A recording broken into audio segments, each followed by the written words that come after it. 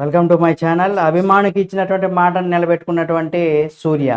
ఇంతటికి అభిమానులకి ఏం మాట ఇచ్చాడు, ఆ మాట ఏమి నిలబెట్టుకున్నాడు అనేది కూడా ఈ వీడియోలో మనం తెలుసుకుందాం. అయితే మీరు కనుక సూర్య అభిమానులు అయితే తప్పనిసరిగా మన ఛానల్ని సబ్స్క్రైబ్ చేసుకొని పక్కనే ఉన్న బెల్ బటన్ నొక్కడం ద్వారా ఆయనకి సంబంధించి మరిన్ని అప్డేట్స్ కూడా మీ ముందుకు తీసుకొస్తుంది మా ఛానల్. తన అభిమానులకు ఇచ్చినటువంటి మాట నిలబెట్టుకున్నాడు హీరో సూర్య. అంటే కోలీవుడ్ ప్రముఖ నటుడు అయినటువంటి సూర్య. మనందరికీ తెలుసు సింగం ఇలాంటివి.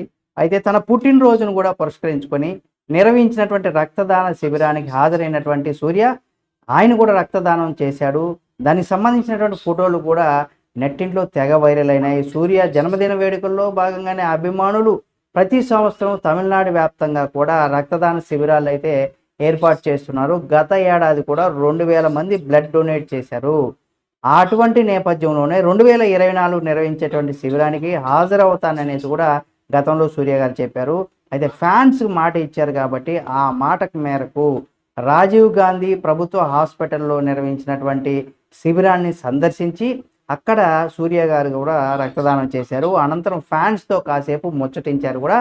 అదే క్యాంపులో ఆదివారం రోజు 400 మందికి సూర్య అభిమానులు ఎవరైతే ఉన్నారో బ్లడ్ కూడా ఇచ్చారు. ఈ నెల 23వ తేదీన సూర్య బర్త్డే అయితే ఉంది కాబట్టి దీనికి ఆ సందర్భంగానే ఇక్కడ ఇచ్చేసారనమాట. అయితే శివ దర్శకత్వంలో ప్రస్తుతం సూర్య గారు నటిస్తున్నారు. ఫ్యాంటసీ యాక్షన్ ఫిల్మ్ అయినటువంటి కంగువా. ఈ సినిమా మనకు అక్టోబర్ 10న విడుదల కానుంది. మరోవైపు కార్తీ సుబ్బరాజు దర్శకత్వంలో కూడా ఒక చిత్రాన్ని చేసేదానికి కూడా రెడీ అయినట్టుగా ఖరారైనట్టుగా కూడా తెలుస్తుంది. ఏదేమైనా అభిమానులకు ఇచ్చినటువంటి మాటను నిలబెట్టుకున్నటువంటి హీరో సూర్య గారికి మనస్ఫూర్తిగా ధన్యవాదాలు చెప్పుకున్నాం. ఆయన కూడా వచ్చి అంటే అభిమానులతో పాటుగా తను ఇట్లా అభిమానులు చేసేటువంటి కొన్ని పనులు ఏవైతే ఉన్నాయో అవి కొన్ని సమాజానికి కూడా ఉపయోగపడే విధంగా ఉన్నాయి.